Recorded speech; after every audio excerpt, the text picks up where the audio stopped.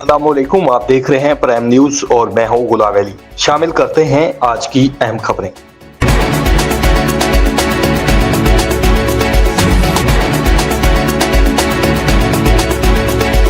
खबर शामिल करते हैं खुशाब से, जहां दो सगे भाइयों और एक कज़न ने कुरान पाक पर हलफ देकर हर किस्म के जराइम से तौबा कर ली। खुशाब का इलाका थाना सदर जोहराबाद की हदूद में दो मंशियात फरोश सगे भाइयों और उनके एक कज़न ने मंशियात फरोशी से तौबा कर ली। तफसीलात के मुताबिक सदर थाना जोहराबाद के इलाके चक नंबर 63 MB जामे मस्जिद कॉलोनी में हमरा इमाम मस्जिद और अहले इलाका की मौजूदगी में दो सगे भाई और एक कज़न ने, जिनमें मोहम्मद रियाज सवासी, सिकंदर अब्बास सवासी, मोहम्मद सईद सवासी ने कुरान पाक पर हलफ उठाकर मंशियात फरोशी और दीगर जराइम से तौबा की। अहले इलाका ने उनके इन अहसन इक़दाम को सराहा है। अब तक इतना ही। देखते रहिए प्राइम न्यूज।